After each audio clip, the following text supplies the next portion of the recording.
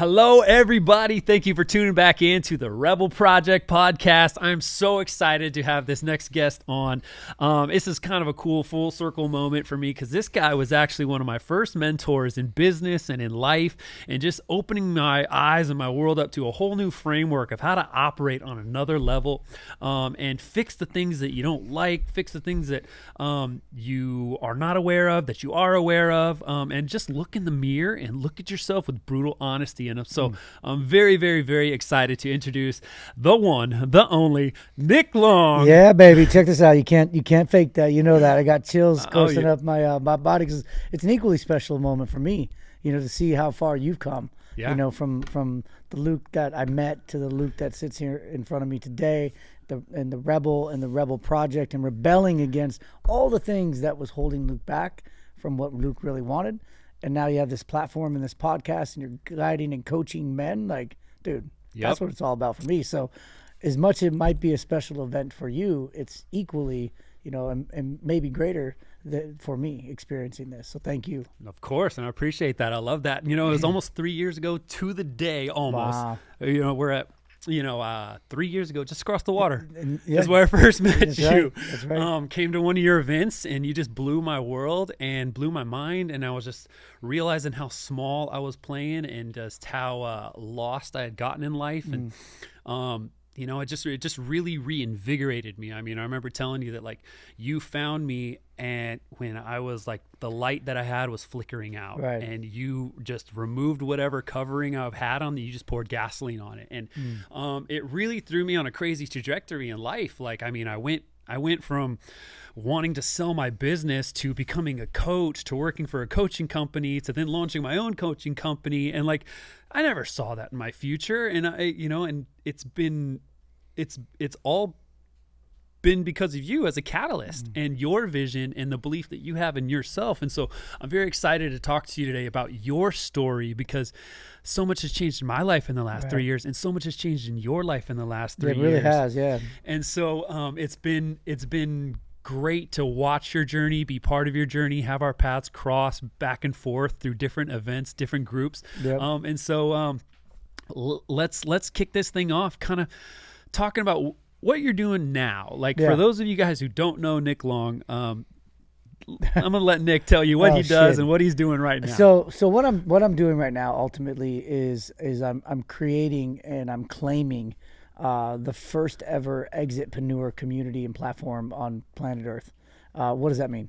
So most people know how to get into business, right? And most entrepreneurs know how to get into business, but like 75-85% of them fail, which would indicate that they really don't know how to like do business once they get in. Getting into business is easy. You set up, you have an idea, you write it on the back of a napkin, maybe you get a co-founder, you scrape together some dollars, you form an LLC, and you get a logo, and you're off to the races. Well, that's very much the beginning of the beginning, and it's the beginning of chaos. Right. And so very few entrepreneurs know how to stay in business. Even less know how to scale business, and almost none know how to scale and sell a business and create true wealth, not rich. Rich is what you see on Instagram. Rich is the flex and the people that, lease the house and rent the car. Like, wealthy, that's the flex. And it's not even just digits and decimal points. Yeah. It's the DNA of who you are. And it's these two wells of wealth. So what we're doing is, having been an entrepreneur for 25 years and having, quite frankly, fucked it up a lot, I'm looking at this saying, don't be an entrepreneur, be an exitpreneur. Be someone that can build a business that can exit. But there's a holistic play with me, as you always know. Yeah. Like, because we're all going to exit. We're going to die. We are going to die. Yep. The only thing that you and I have in common, the only thing that the people even in the studio have in common, is we are going to die. Yep. The question is not when, because that's the great mystery of life. That's what God leaves us to just continue to live each day as we should, as it was our last, because we don't know if it is or not. But we are in control of like how we lived, like who we impact, what we stood for, and why we did it all in the first place. And so everybody on planet Earth is an exitpreneur, whether they're in business or they're not.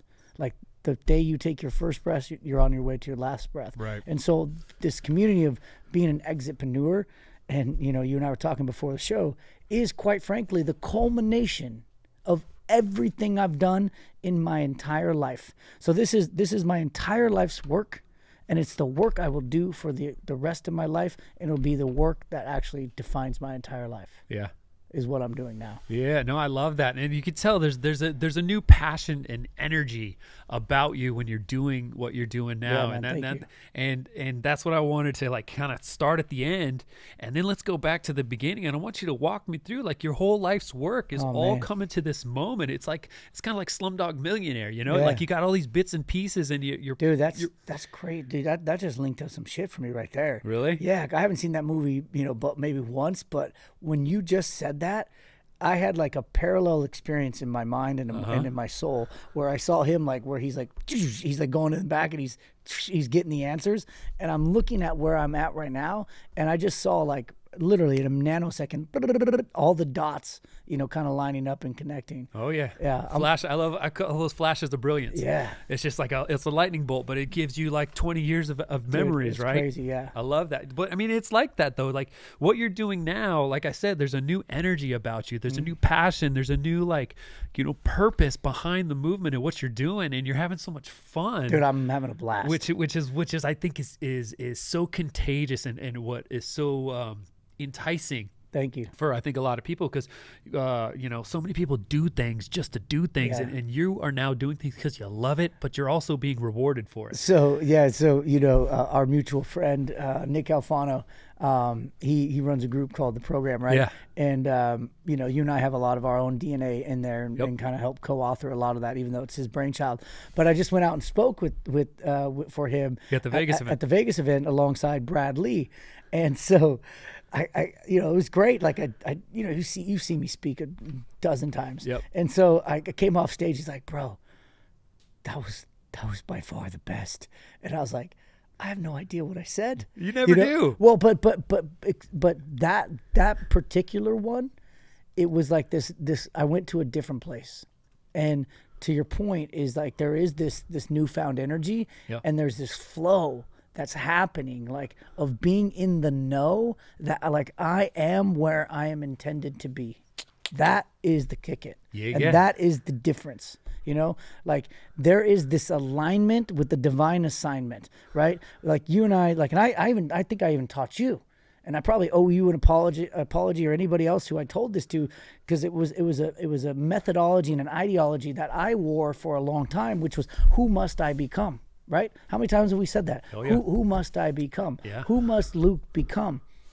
And you touched on it there. That light was always inside of you, but you were misaligned with the light. Right. And so that light had started to grow dim. You started to purposely subconsciously suffocate that light inside of you, and it grow dim. I didn't do anything other than just like fan the flame and hold up a mirror and reveal what you had already known but were avoiding, and who you were called to be. And so the new phrase that gets me out of bed every day, the new phrase that I preach and teach to everybody is, who have you been called to be? And are you in alignment with that assignment? Are you in alignment with who you've been divinely designed to be? And this goes across a holistic approach. Is that body weaponized like it was designed to be? Or are you some fat piece of shit, you know, that like God didn't intend you to look that way? Right. Our bodies aren't meant to like carry all this excess weight. Right? Are you in alignment with your wife and your children? Are you in alignment with the work that you're doing? Are you in alignment with the thoughts and the patterns and the habits and the, like, if you can just find alignment, man, that's like just picking your feet up in a river. You'll just flow so effortlessly. Yeah. No, it's true. And the ideology of who must I become? What is it? What does that teach you? It teaches you that you're less than. Right. Like who must Luke become to do this? Who must Luke become to do this? Who must Luke become to do that? Would indicate that there's something lacking inside you, that you have to become a new person. You don't need to become a new person. You can have anything you want. You're not less than, you are worthy of. And so there's nothing that you need to become. You need to be realigned with the design. Yeah. Period. The end. No. And then it's super easy to be like, well, like drinking that beer is not alignment. You know, like cheating on my wife isn't in alignment. Yeah. And it's so easy to make a decision from an alignment perspective rather than like chasing some image of yourself that you may never get to. Right. You know? Yeah. No, I mean, alignment is hard to find though sometimes. And I feel like, yes, I was massively misaligned when we met 3 years ago. And, you know, you brought that realization to me. And when you do hit alignment, it's like everything works better. Like, if you think about a car that's off alignment, right? Your back wheel's kicking out to the right, your front wheel's to the left, and it still drives, right? But it's not at its peak performance. And the moment you let go, where does it go? To the left, everywhere, or to the right. Everywhere you don't want it to go. You got to be hands on the wheel all the time. Hands on the wheel all the time. Right. And it's exhausting. That's a lot of what people are doing is they're white knuckling their life. Right. They're white knuckling their life because they are completely misaligned with their divine design.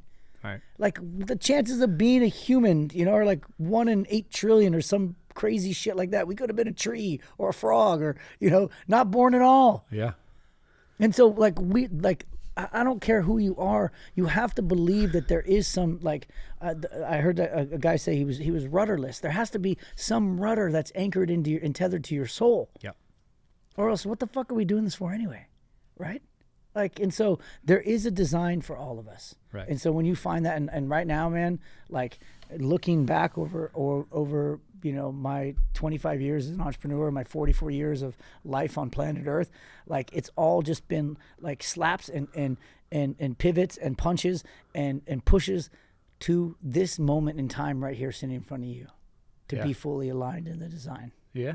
No, it's incredible. Like, you highlighted that misalignment for me, and I've been on this journey for 3 years now, really like diving into daily disciplines and like hard these you know, morning routines and 5 a.m. club and 75 hard and just pushing myself in every aspect and trying to get that alignment back almost in a forceful type of way. And then I've also kind of been on the whole lackadaisical side where it's like, fuck it, I'm just giving up. Out. Like, this is too much. Like, what the hell is it all for? It's not making sense. Like, you're not gaining the traction or feeling the traction that you want.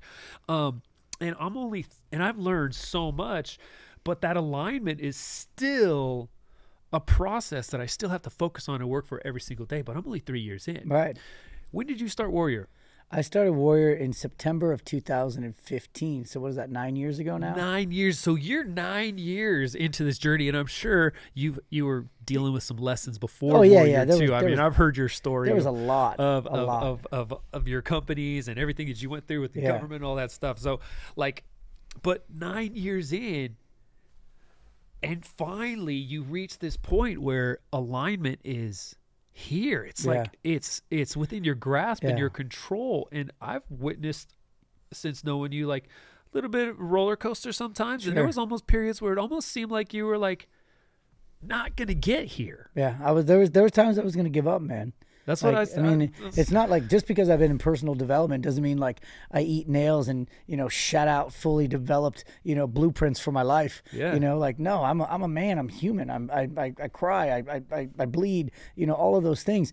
You know, I think what personal development has done is just brought a massive and painful amount of awareness. But in my journey, like there was times where I was just like, damn it, like it's not gonna work. Like what am I missing? And it wasn't that I was that far off. I was just a couple clicks away from the alignment, you know. And one word kind of changed the game for me, and that word was surrender. Ooh. I've talked about it, and you know, you need to surrender, and I never physically actually wrote that word, and maybe unless it was in like a 7th grade spelling test, I never wrote that word in my journal. I never like anchored that word to my heart, and I wrote the word surrender, and it was crazy. It was like taking the cap off of a champagne bottle that had been shaken up. I mean, it just started to flow like uncontrollably. I wrote for pages. I wrote that one word, and then I can't even explain it. I wrote pages upon pages upon pages describing the exact moment that I sit here in today. Wow. But the thing with surrender, like we either do it through like omission or like just, you know, we do it on our own, or we do it through submission. Like life is going to submit you to surrender, right? And so, you know, it's been crazy because like there was even a time right after we met, and I spent a full year doing that. Like, dude, I sold everything. Like I sold everything, and I was done, dude. I was like, I told the wife we're gonna pack up. We're gonna go try out Texas. We're gonna go try out Florida. We're gonna go try out Tennessee. We're gonna do Airbnbs and see if something speaks to us. I'm just gonna keep a handful of small coaching clients to keep the lights on. And I was done, dude, because I was so passionate about what I was doing when we met, and still very much the same thing, right? Yep. There was just misalignment in that. There was misalignment of people. There was misalignment of partners. There was misalignment of overall underlying purpose, right? Right. And so I was ready just to burn it all down to the ground. And something kept me here, right? And actually what kept me here was there was a big deal that we were working on closing, and I just had to be here. So, dude, I found myself living in a freaking hotel. I'm 44 at the time. I don't know. That was maybe 2 years ago. Yeah, it was 2020, going into the 2022 year.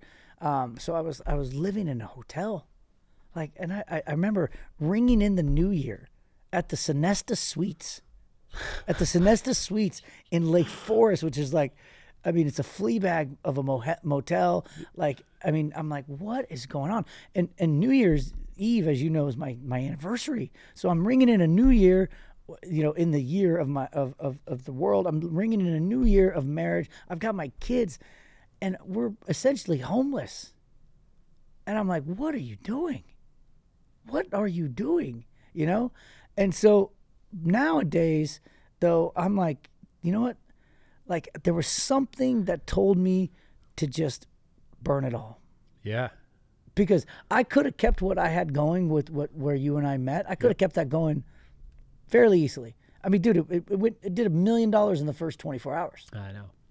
And then it went to, I think we were up to 250,000, 300,000 a month recurring. Like, and it wasn't a problem growing that. I mean, like, you saw how quickly those rooms grew. I could have kept that going, but something inside of me said, like, you go down this path, like omission or submission, you are going to have to put yourself into a place of surrender. So do you want to choose it? Or do you want me to choose it for you? And I said, I choose. And I didn't know the word was surrender at that time.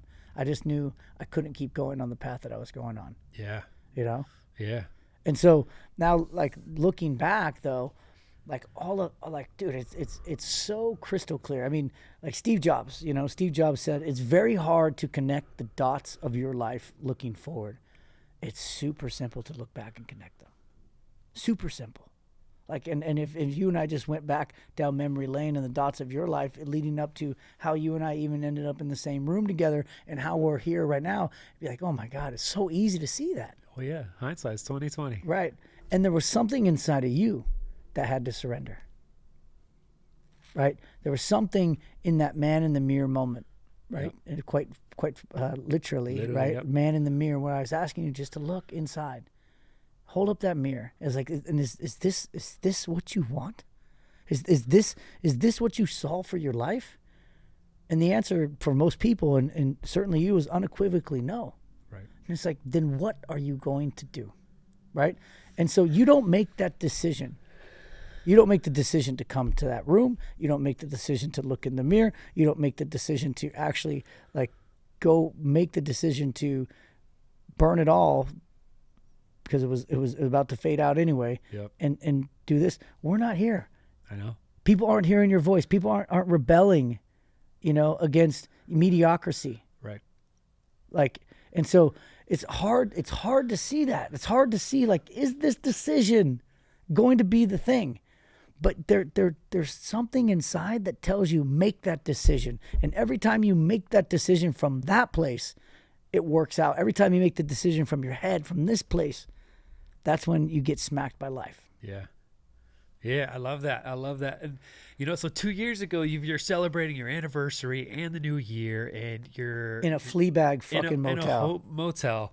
And, you're talking about your assignment, and are you in alignment with your assignment? When was it? Because, like, what I've noticed about you is you always show up with passion.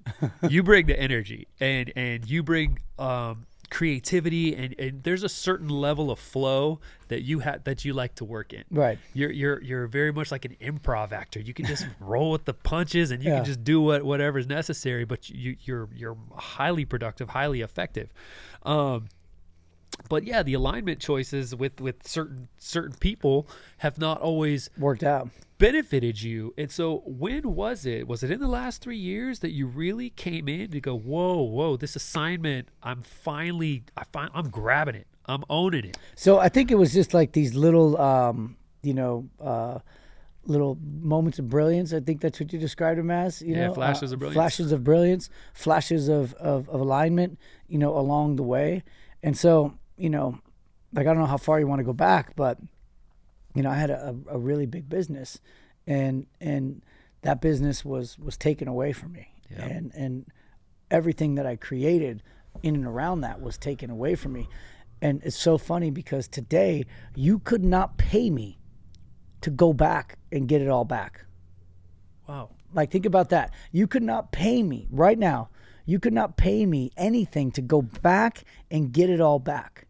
Because in the losing of it, I gained everything that I have right now, which is exactly where I need to be, fully aligned with the design. So there's no fucking price point. And my net worth was multiple 8 figures. Yeah. Multiple 8 figures. Like something like $30 million offer or something. $32 million offer. And that was for one business. I had another business that was just the same size. So hard to peg what my net worth was. But I can tell you though, that like my self-worth actually didn't match it 100%. Right. Because there was something about that. Like I didn't love that business. I didn't love that business. Like I did the business to do the business. And I'm not saying you got to be passionate about everything you do, but there was something about that business. I'm like, this is not me. Like, so that question, right?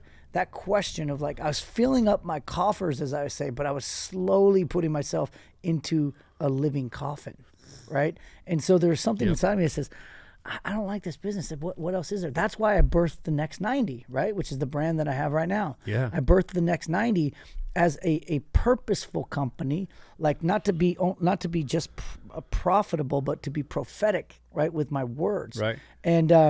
And so then like what happened is when that thing went down, like because I was so attached to the image of what it was, I was so attached to the lifestyle that it provided. I thought I needed that as a backstop to say, hey, Next 90 is just a thing I do, but look who I really am. Yeah. Right. And so like when that all went down, like I was in a fucking dark place. But here's the thing, inside of that journey, and we all have like our own independent journeys, I saw this flash of brilliance. I saw this flash of the future. Yeah. And I saw like creating a container, like to coach and guide men and women, to get to a place where they can achieve like time and financial freedom. Because at the end of the day, I believe that's what we're all chasing in business, is some sort of ideology of time or financial freedom. So I saw it then. And I thought, well, this is going to be the vehicle that's going to fuel that. And in my mind at that time, the vehicle to fuel that was money, right? This business over here is running itself. Yep. This is going to be the business that will fuel this. I wasn't wrong. I just didn't know the details. It was the business that fueled it. The fact that it went out of business, the fact that it was taken from me, the fact that everything inside of my net worth and my self-worth was stripped away, and I had to stand there raw and fucking naked and deal with the reality that that was not what I was designed to do, was the fuel, and still is the fuel that like is fueling what I'm doing right now. Yeah. Is that making sense? Yeah, absolutely. Like it's all like, it's so easy to look back and say, damn, thank you for that. Thank you for that. If you would have asked me in 2019, like that, or told me in 2019, you're gonna be sitting on a podcast in 2024 with a strikingly handsome young man, and you're gonna say, I'm so grateful that moment happened, I'd say, fuck you and get out of my face, because you don't know me. I'm in the darkest place in my life. I lost everything, but I didn't really lose anything at all. I lost everything that was material. But the immaterial stuff, like the stuff that you can't put a material value on, my wife, my children, my Rolodex, my relationships, this experience, right? Like I amplified all of that. Yeah. So I don't know, man. It's hard to describe, but it's super easy to feel. Yeah. Like what the place that I'm in right now. Mm-hmm. You know? Yeah. No, it's like I said, seeing you over the last 3 years and all of your endeavors, and seeing you now, there's clearly a different energy and tone about you, and you've always held yourself to a very high standard. And another thing is you've always made sure that your family has been a huge priority. You've always shown up for your wife, for your kids, and even through the massive deals and the large companies that you've been a part of, and all the travel and speaking, like you're just Mr. Connection, through all of that, you still manage to keep priorities in order, even though it's been a roller coaster over the last 3 years. Yeah, for the most part. I mean, I'm not perfect, you know, like No. I have moments. But you fight for it, Yeah, and you yeah. can tell. Yeah, I have moments where I jam my head straight up my ass, you know, and I make bad decisions, you know. Right. Good men do bad things at times, and I've done that, and you know, like my wife is a fucking gem. Like, I mean, I think real women, like in our lives, they have this like innate ability to see through the facade, and they see that true aligned potential, Right. and that's what they fall in love with, you know. Like they really do. Like the right and good women, like will live with you like in a van down by the river, because they know that's a temporary place. Yeah. They know that's a temporary place because they know the real man that they're marrying. Women, even the Bible talks about how women are the great revealer to men. Like, do some research. It's the craziest thing. Yeah. And so, like, when you get the right woman, when you align with the right woman, holy shit. Like, it's incredible. But even inside of my marriage, there's been moments of misalignment, you know, and there was moments of like, who must my wife become in order to be? And it's like, no, that's not like who is my wife? Yeah. You know, and a lot of things that have been working with me with my wife, and I'm so glad because I've got a daughter and I've got a son, and so the juxtaposition of the two of them, like, it's just incredible. And so my as you know, my daughter looks like my wife and my son looks like me. Thank God, because I was questioning if I was the father for a while. But no, so they look like her. Or my daughter looks like her. He looks like me. And the crazy thing is, in doing some work, like, I started to look at my wife, like in those moments where like I was angry at her, or I was resenting her, or I felt like she wasn't showing up for me. I started to see her as like my daughter. Like a little girl, because that's all that, like, all we were doing when we're acting out as adults is like that inner hurt child is coming to the surface. And so when I started looking at her as like my daughter, I would never treat my daughter like that. I would never say that to my daughter. Like, and also equally, like, I would never let my daughter like step outside of that boundary, right? And so how is it possible that I can do it with my daughter, who I love unconditionally, but somehow my wife's love is intended to be conditional? And so as I started to do that, man, like, the game changed in the marriage. Yeah. Like, it really did. It really did. And then with my son, like, the crazy part about my son, man, and this is one of the more powerful things, not that's not, but is like, I start to see him like as the little boy I was. And the coolest thing that I've realized in my life, I'm like, I'm the man today that needed to be his hero. Like, that needed, like, I look at my son and I'm like, I'm the man when I was his age that I needed this fucking dude to show up. And now I'm that guy for him. Yeah. I'm that guy for him. Right. And he'll do something, and I have these flashbacks like the Slumdog Millionaire, where if I would have done the same thing, my father would have reacted in the most adverse way, and like it rocked my world and shaped like who I am today. But I'm so thankful that my father did that to give me the perspective to not do that to him. Yeah. If I had to take that then for me not to do that now, I'll fucking take it all day long. I wouldn't change anything about my childhood. Wouldn't change anything about losing the businesses. Wouldn't change anything about, you know, the women I've been with. because all of that has culminated into the life that I have right here, right now, sitting in front of you. Yeah. And there ain't a fucking thing you can pay me to change it. Yeah. And that feeling is what you feel. That energy is what you feel. Yeah, I love that. I love that. I'm very curious though. So you know, like that hindsight and like you looking all the way back into your upbringing and the way your dad reacted, and some people could take that very negatively, like, well, I didn't have a great example, but you're going, wow, like he taught me what he did and what I can do differently. You had a great example. You just chose not to use the example as a learning lesson. You chose to use the example as victimhood to stay stuck where you are, so that it has to be something outside of you instead of for the introspection that it's all inside of you mirroring out in the outside world. Oh yeah. Yeah. Like, and so, you know, like it's so, my worst days have been my best days.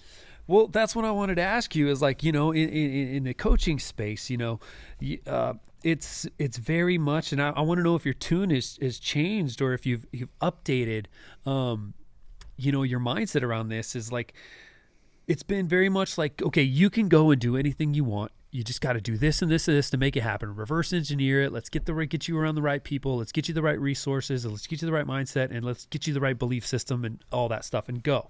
And you are kind of the controller of your destiny. But then when you're talking about how you're seeing all these like Slumdog Millionaire visions along your life, there's clearly a plan that you're surrendering to. So my question is like, are you in the driver's seat, or is there a master plan that's being revealed to you? I think it's a combination of both. Okay. I think it's a combination of both. I mean, look, I don't know, man. Like I believe in God because I want to believe in God. You know, I believe in God because I want to believe that my grandfather, my father, you know, all my grandparents, my great grandparents are in some other place right now, celebrating, rejoicing, no longer in pain, and just like, God, that was such a good life, right? Yeah. I want to believe in God. But it doesn't matter if you believe in God or you believe in the universe or you believe in Buddha or you believe in Allah or you believe in trees or you identify as a rabbit. Like, it doesn't matter, right? There's something inside of all of us.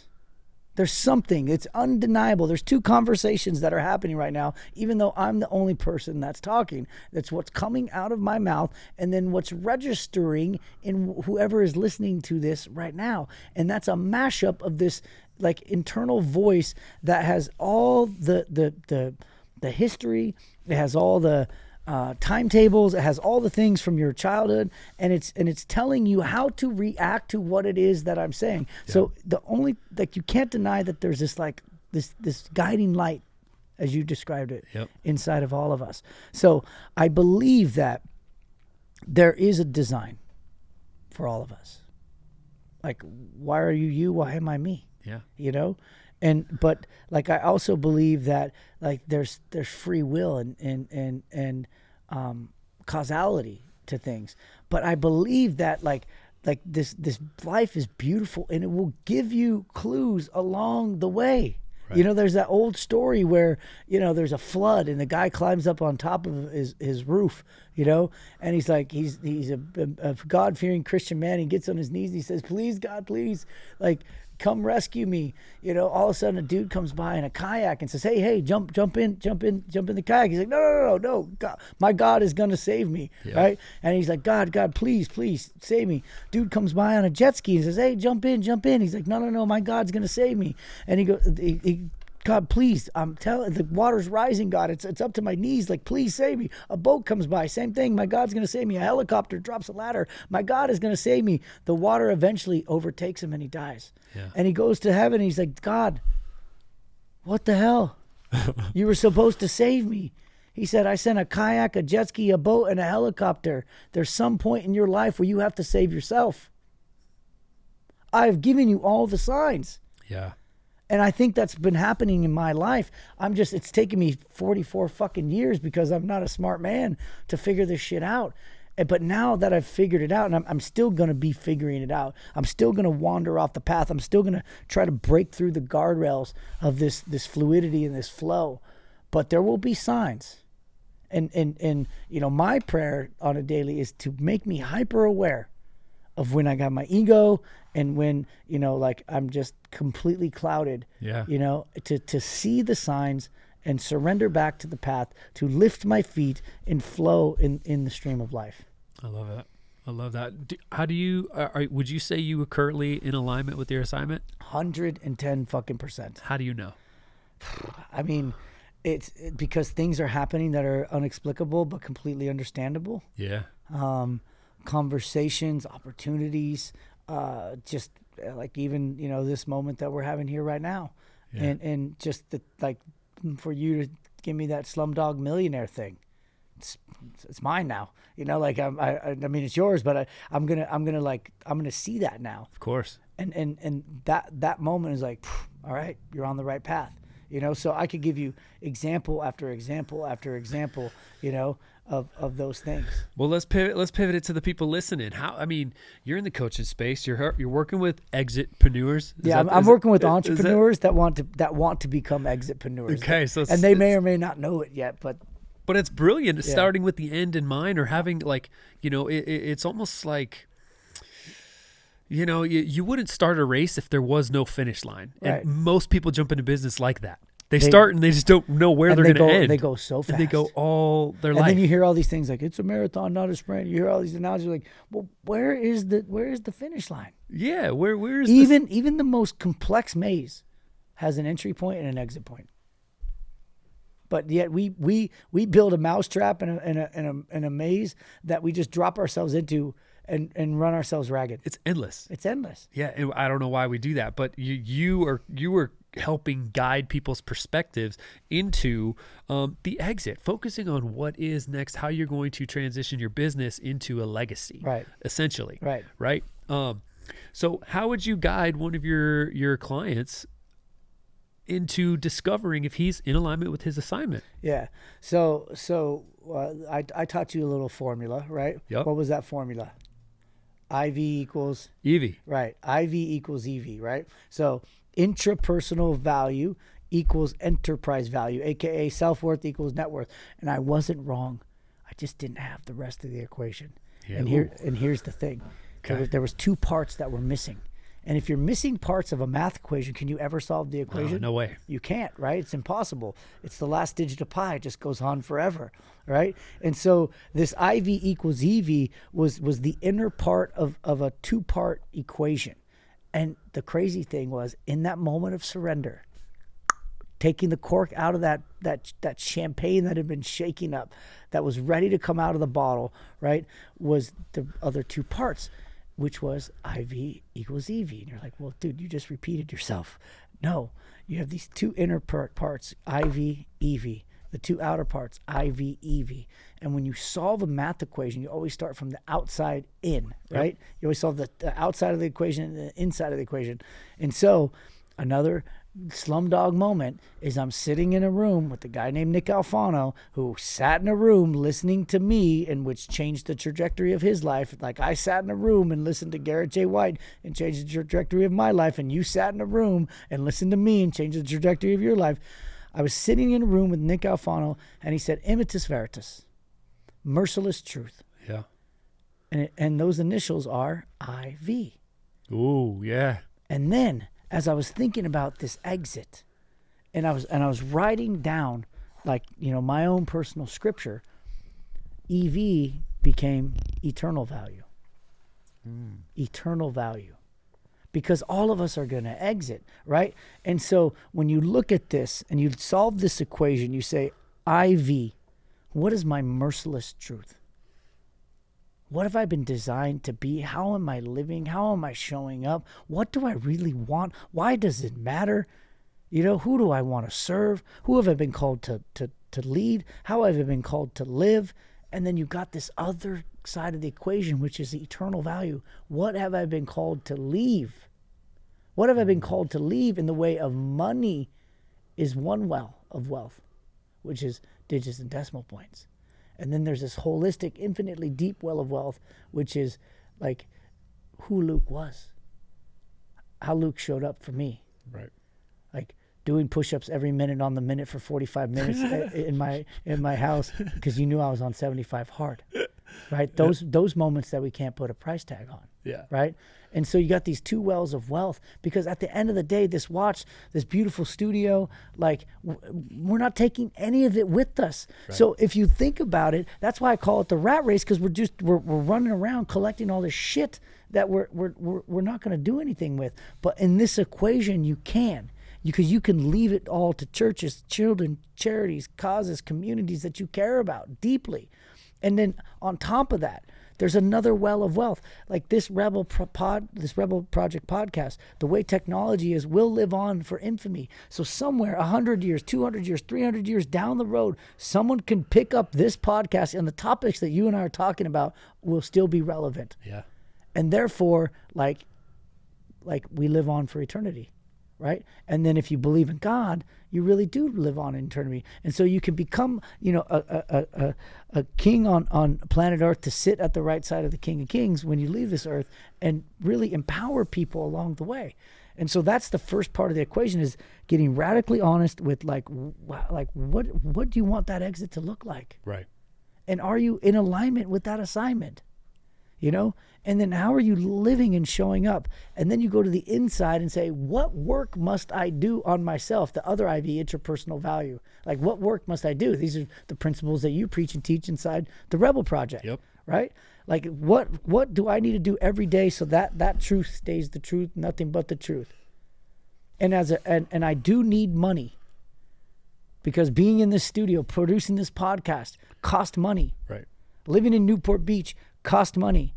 Donating to children's hospital costs money. And so, but you could have these series of little mini exits. You can exit your day-to-day bullshit. You can exit relationships that don't serve you. You can exit like habits that aren't in alignment with the assignment. You can exit like companies that now catapult you into the next chasm. And then every exit you enter into a new framework, a new possibility, and you look back and you go, holy shit, it's all been aligned the whole time. Yeah. And so that's why the exitpreneur movement, the exitpreneur community, exitcation is beyond just digits and decimal points and making money. It's this, like, dude, like fucking Kobe Bryant. He didn't know when he got on the helicopter he was going to die. Right. But like that book will live on forever. And yes, he had like a monetary well of wealth. I don't even know what his net worth is, but I know he wasn't starving. But he fed so many people with this other side. Right. Right? And so that is the equation that I look at. And so when someone says, how do I start? Well, right where your fucking feet are. And go walk up to a mirror and just look in it and be mercilessly, be radically honest with yourself. Right. And have merciless truth in and around the points of your life. And then the ones you don't like, that's your fucking clue where the misalignment is. And then do work every day, which is the other IV, to create money and opportunity, which is the other EV, to create the wells of wealth, which is the eternal value and the ultimate EV. Yeah. I mean, you've said the outer world reflects your inner world. And the mirror is just such a powerful and simple place to start, because what you see is what you project. And if you see yourself as not worth it, you see yourself as broken or damaged or dramatic or whatever, you're going to reflect that out, and the world's going to reflect that right back to you. And so what would be your advice to somebody who's looking in the mirror and they're not quite sure how to be radically honest with themselves? I'd say just start asking questions. Like, like, who am I? What do I like about myself? Yep. What do I not like about myself? I mean, those two are wildly loaded questions. What do you like about yourself? If you have a hard time coming up with things you like about yourself, might be an indication you're out of alignment. Probably. If in whatever list you come up with what you don't like about yourself, do the opposite of that, and you'll probably find the alignment. Yeah. Right? Who are you? Like who is Luke? Yeah. I mean, I know who Luke is, what I believe Luke to be, but like, who does Luke believe himself to be? Right. Right. And so I think you can just sit there and if you can stomach it, like it's a radically, powerful exercise. Strip down naked. Like, look at your physical body. Do you like that? Yeah. Like, do you like that? Those are hard truths to face. Right. Those really hard truths to face. And, you know, like when you sit there and you start to like really look at it, you actually might find a lot of love for yourself. Like, no, I do like myself. Right. Right. Yeah. And so, I mean, it's been crazy, dude. Like these things have happened, and I'll give you one example of like surrendering through, you know, omission or submission, is that like that IV came to me like and in that moment I described of writing down the word surrender. I did nothing with it. Oh. I did nothing with it. That was in October, excuse me. That was in October of 22 or November of 22, something like that. I did nothing. I sat on it. And things were still going good. It's not like my life was going bad. Things were still going good. But then, like, I was like feeling some sort of way, and I kept ignoring it. I kept ignoring it. And then, like, this one deal that I was like banking on, literally banking on closing. Yeah. And this was going to be the deal that like got me back on top, baby. You know, mama, you need those new pair of shoes. Let's go. Yep. And the deal did not close at the 9th fucking hour. Oh, jeez. And so I was submitted into surrender.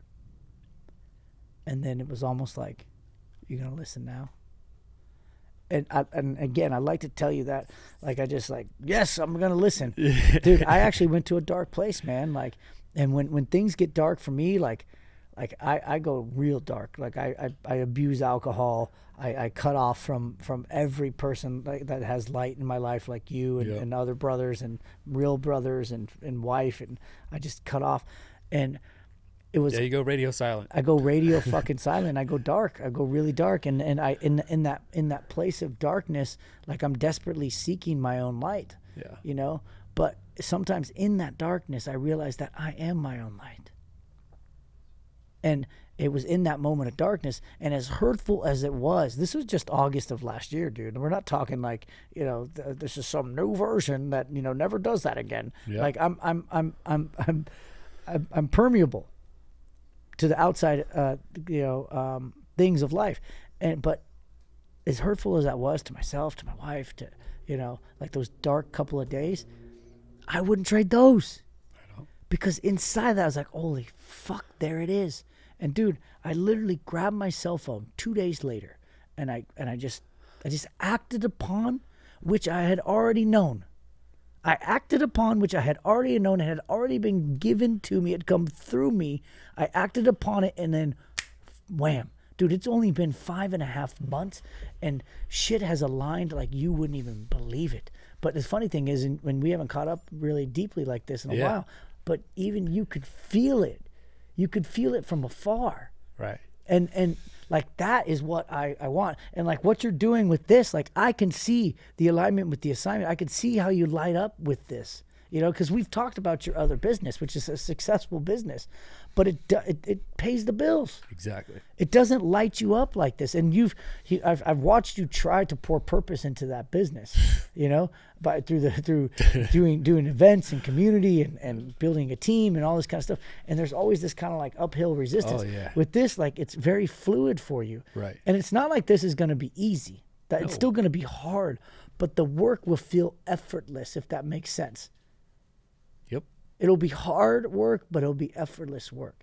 And so that is like starting to find the alignment. Exactly. With the assignment. Yeah. No, I you know, on another episode, we talked about how if you do what you love, you never have to work a day in your life. And, you know, that's the place where it seems like you're at. And, what I wanted to ask you is what is your reward? I know you're doing the IV, EV, but like, is your reward given back? Is your reward just feeling like you're on purpose in your power? Yeah, that's a good question. Your ability to provide? Yeah, I mean, obviously my ability to provide is just a byproduct. I've never not been able to provide Like that's you've always... that's the bottom line. Like I have this uncanny ability, to click my heels and make something out of nothing. Yeah. Always. Yeah. And so, but what I haven't always been able to do is hold on to that something, right? And through surrender, like, and letting go, I have been given a ton. And so my reward really is like getting up every day and knowing this is where you belong. Like, I can't tell you the price. Like, dude, I've been an entrepreneur for 25 years, and this is the first time that I feel this way. Even inside of where you and I met, I felt it, like, I'd say like 80%, 90%, but there was something like holding me back that I knew, like, there's something off here. Mm-hmm. But no, it's fine.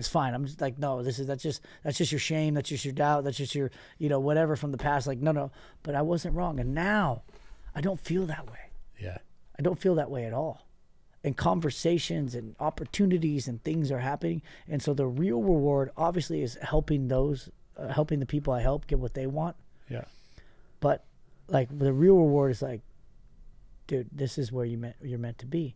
And so when I have conversations with people and they're like, no, I'm not joining your program, or I'm not coming to your discovery day, or, like, your videos are bullshit. I'm like, okay. Like, I just know that you and I are not meant to be aligned. Right. And I of course I want to convince them otherwise, but I don't, because I just know, like, there's an abundant amount of people that I'm called to serve. Right. Yeah. No, I love that. So are you doing this? I mean, it's Next 90, right? Yeah. So it's NXT 90, but yeah, we pronounce it Next 90. So it's nxt90.com, like, is the website. Yep. It's the brand, NXT without the E. And are you doing this on your own? No, God, no. Nothing you want to build big will be done alone. Okay. Period. The end.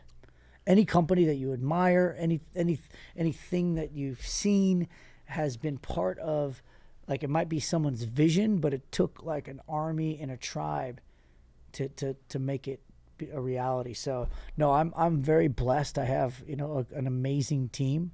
We're small but mighty, but we're growing fast. Got it. I have a small community right now that I couldn't do it without. I couldn't do it without Mark Zuckerberg and paid ads on Facebook on Facebook advertising. I couldn't do it without, great friends like you inviting me to come on and, being so gracious to allow me to share my story. Yeah. I couldn't do it without, like, content that I'm able to put out on social media. I couldn't do it without my wife, by my side. I couldn't do it without my children. I couldn't do it without my family supporting me. I've never been alone. Like, you want to hear something fucking crazy? I've never been alone a day in my life, dude. I was conceived with another human. I'm a twin. Jeez. I'm a twin. Yeah, I'm a twin. I got this dimple in my chin, and my dad, like, told me when I got older is because I was in the front. I said, you're a twin, you were in the front. That was me, making sure you were still in there. I'm like, you sick son of a bitch. And so, but I've never been alone in my life. I shared the womb. I shared the womb, and then I shared a room. Yeah. I shared a room till I was fucking 14 years old. You know what that does for a young man when he's going through puberty? Sharing a room, like, and so I've never been alone. You've never been alone. None of us have been alone. There's been that guiding light that's been inside of us from day fucking one. Yeah. But we cut off from it, and that's how we feel alone. So I'm not building this alone. I'm building this with the entrepreneur who's just starting their business right now and doesn't know that, like, I need them and they need me. Yeah. I'm building this with the entrepreneurs that we're actively taking down the field to get them to an exit. I'm building this with the team. Yeah. And the people that I love and trust. I'm building this with the people that I don't even know are going to come into my life. Yep. But I'm completely open and know that when they do, I will know. Yeah. So yeah, no, hell no. It's never alone. All right. I was just curious, because, everything else that you built before, you've had partners. Yeah. And I was like, I know you got a team now, but is it you in the driver's seat? So yeah, I'm in the driver's seat. I have some people behind the scenes. Okay. That are guiding and helping and quote unquote partnering in ways. Yeah. Some of that's still materializing. Okay. You know, but like it's very much tip of the spear, me out in front. You know, just like doing what I know I've been called to do. Yep. You know, like when you look at the word calling, and I think you guys even talked about this when you were coaching over at the program. Yeah. The word calling, smack dab in the middle, is the only thing you need to know. All in. All in. All right. in. And so I heard that and I was like, wow. But then I thought, okay, well, let's take it a step further. So you got the word calling, C-A-L-L-I-N-G. You pull off the C, you pull off the G, but you don't throw them away. You don't disregard them because they're part of that. They're part of that equation. You have been called to go all in for what God wants you to be and what has designed you to be. And that is not who must I become, but who have I been divinely designed to be. Yeah. And when you feel the call and you go all in and you're supported by the goodness of God, the goodness of the universe, the goodness of humanity, whatever that G stands for in you, you will not fucking lose. You might take arrows, you might get hurt, you might fall down, but I promise you, you will not lose. Oh, I love it. You got conviction. I do. There's conviction in your voice, Nick. My grandmother told me that I was going to be a preacher, and she wasn't wrong. She didn't know I was just going to be evangelical about this particular cause. Yeah, but I am talking about like the ultimate exit that none of us can avoid. But what we can avoid is living on purpose for purpose, and to become profitable in our pockets, so we become prophetic with the light in our life. Yeah. And shine it onto somebody that desperately needs it. I love that. Yeah. I love that. So going forward, what does surrender look like for you? Does it look like submission or does it look like omission? I think it's going to be a combination of both, man. Still? I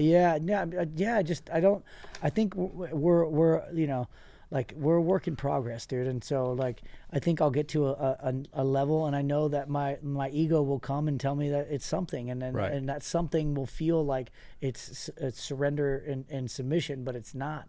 But in making that decision, there will be that flash of future, that flash of brilliance, that flash of past recognition, and be like, oh shit, that wasn't it. Here we go. And so my goal is to cut that down, to cut the latency down from when I like see that and when I do that, right? Yeah. So I think right now I'm in a great season of submission. Yeah. But I can't promise that I'm gonna stay here. What I can promise you is that I will continue to do the work every single day. I can promise you that I'll revisit Ivy every single day. I can promise you that like I'm going to sit in silence and just listen. It's powerful. I mean, just listen. Like you feel the energetic shift, right? Like just a moment of silence shifts the energy, and it causes you to go to this internal place. And inside that place is where you can clearly see if you're willing to listen. And then if you're willing to act, it's picking up your feet and just going with the flow. Right. Right. Yeah. I love that. How often do you visit the mirror these days? Every day, because I'm doing 75 hard. Are you? How many days are you in? I'm day 67 right now. Oh, okay. Yeah. So every day right now, I got to take the progress photo. Yep. Yeah. But no, I do it quite often. I do it quite often. They're not, the conversations aren't as long. The conversations aren't as deep because there's not a lot to go dig up. I've done a lot of work, man, like with losing my dad and all the stuff that I've gone through.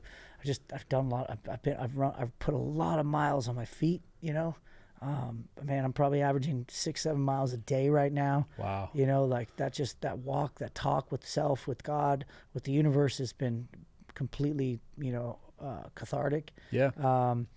So I do visit it, but like it's right now, I mean, I'm just in a good spot. I'm not drinking, I'm eating healthy, so it's all the things that we preach and teach and practice. They're there. And so do I have problems? I don't know. I have challenges and solutions I've yet to overcome. Yeah. But most problems are self-inflicted ones. Right. And so when I'm tapped into this daily dose, this vitamin me every single day, and this IV, right, that intrapersonal value IV of me, I don't have any problems. I just have some fucking solutions I need to go find for business. Yeah. I need to have radical conversations with my wife, and not be nervous of the outcome. I have, cash flow issues because we're trying to grow too fast. I mean, there's no problems. Yeah. Huh, I like it. Yeah. I like it. So after 75 hard, you got a couple days left. What is a typical morning routine or evening routine, or what's your daily bookend? So you're the one that taught me that? the evening routine. I like that, and I still haven't applied it the way that you talk about it, which is fucking brilliant. So typical morning routine is I'm up at 3:45. No way. Yeah. Yeah. Is that just 75 hard, or are you going to do that after 75? I'm going to do it after. Wow. Yeah. Okay. So typical, at least right now. It may change, but right now I'm up at 3:45. I'm at the gym at 4:15. I work out with our good friend Anthony. Bashir. Oh yeah, Anthony. Yeah, and so we're done probably like 6 a.m. and then from 6 to 7 I sit there and I plan out all my social media content. I made a commitment to post 8 times a day. 8 times a day. Wow. And 8 pieces, not like the same piece of content on 8 platforms, like 8 pieces of content. So I plan that out, and then I come home, and I'm home right about when my kids get up. I spend a little bit of time with them. I try to take them to school, but if completely candid, I don't do it most days. And then I go in, I just dive into work, man. I got call after call after call after call after call after call after call. Like I line up calls all day long. I'm entering into critical conversations and radical conversations around honesty and the ultimate, kind of exit. And I'm asking people where they stand. And then my message with them either polarizes them out of my life or propels them towards me, because they're intended to be with me. Yep. And so I do that all day. And then typically I have some sort of kids thing between dance and basketball and baseball and shit. I mean, we got more activities than the goddamn YMCA. Yeah, right. So between all that, like I run around, and then I put my kids to bed. I read a daily devotional to my kids every day. That was something that was really important to my dad. He didn't do it for us as kids, but he bought our kids these daily devotional books. So I sit there and I read the devotional with them. There's a little scripture, there's a little prayer at the end. They love it. I put them to bed, I kiss them, and I go back into the office and I finish up whatever I need to finish up. Wow. And then I go to bed around 9:30, 10.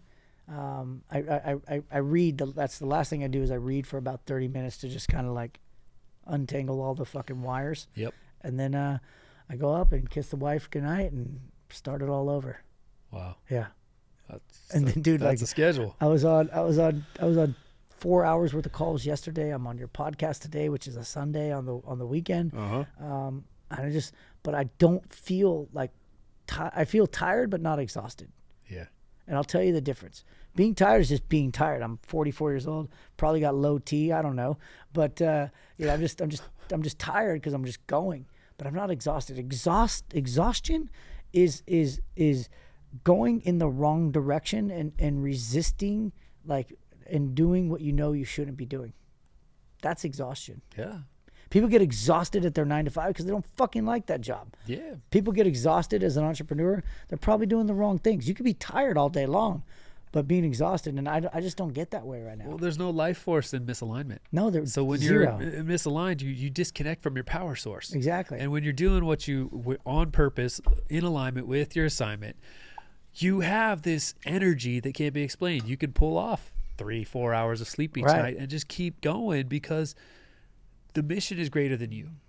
And when the mission is not greater than you, exhaustion sets in. Yep.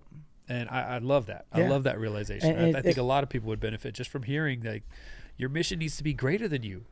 And you will be filled with the life force needed to get you through to the end of the 100%, job. man. Like we have setbacks all the fucking time. Yeah. But it's like I'm not worried. Yeah. Like the piece, like, am I where I want to be? Absolutely not. Like, I feel like I'm just scratching the surface. Am I where I want to be financially? No. But like, I know where I'm going, and I'm at peace with it. And listen, if I died tomorrow, like, I would have lived a fulfilled life. I would. My wife and kids would be taken care of. I mean, the thing that would make me sad is not that I didn't like get all I wanted out of this life, is that like I wasn't around to see my kids have kids. I wasn't around to see the things that I couldn't fucking put a price tag on. Right. Right. Yeah. And so like that feeling right there, Luke, just like you couldn't pay me to go back, like you couldn't pay me to take that feeling away. Yeah. And it's so powerful.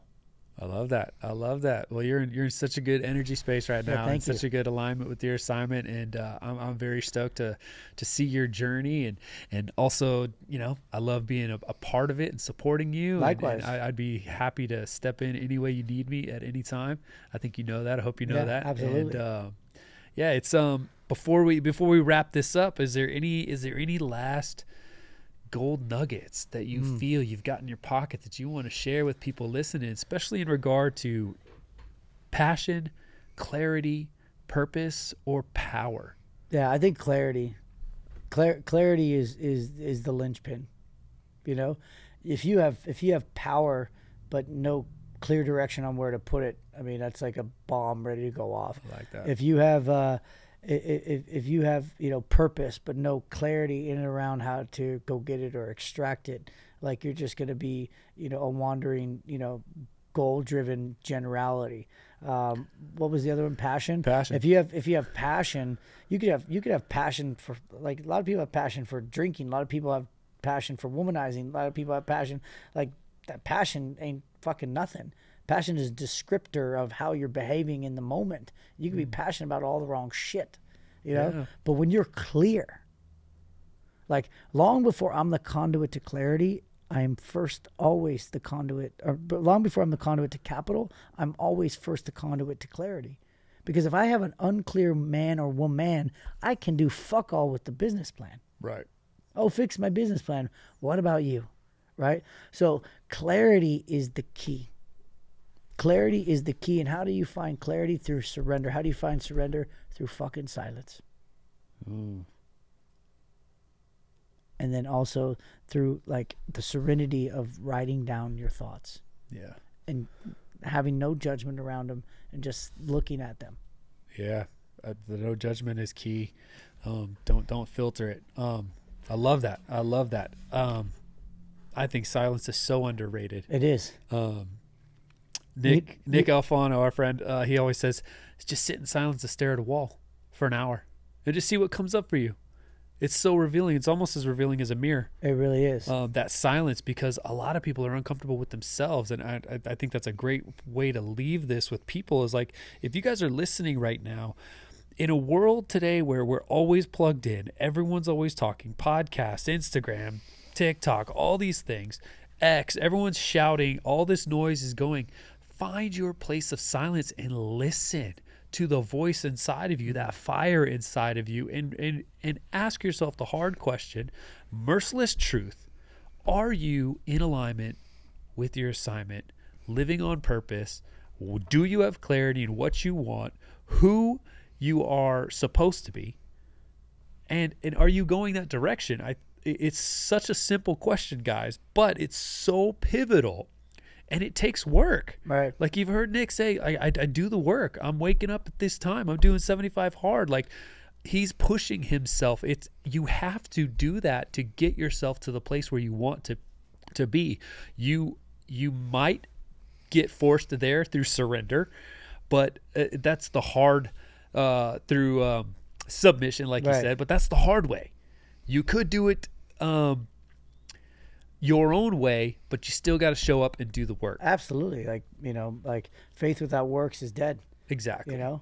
And like, also remembering what you're doing it for. Yeah. That exit in mind, not just for your business, but for your life. So if you guys have gained anything from this podcast, I'd love for you to like, subscribe, and share, and tag anyone who you think would benefit from this. And if you guys are looking for coaching in your business, or you guys want to get in contact with Nick Long, how can they find you? Just my Instagram is probably the easiest. @Nick Long is my name, @Nick Long, or you can head over to www.nxt90.com. But here's the real thing. If you want like something for your life, you got to fucking rebel. Like you got to rebel against the status quo. You got to rebel against like all the things that are holding you back. You got to rebel against mediocrity, and you got to start your own rebel project inside of your life. And nobody's better to guide them through that than you. That's right. Like to guide them through this conversation of rebellion in the right ways. Like we're living in a sedated, castrated, freaking cut off society right now. And it is time. This country was built by fucking rebels. Right. That rebelled against like inequality, that rebelled against like taxation without representation. You guys are taxing yourself. Yeah. And misrepresenting who you really are. So it's time to rise up, rebels. That's right. We are the revolution. And he said it. If you guys are needing that clarity, then the Rebel Project is a place for you. If you guys are looking for that exit and you guys are looking for that scalability and you guys are looking for that next step, then the next 90 is where you should be. So please plug in, please check us out, and like, subscribe, and thank you, Nick. Yeah, brother. I love you, man. So proud of you, dude. I love you too, man. Thank you for being on the show. Let's go, rebel. We'll see you guys next episode. We out.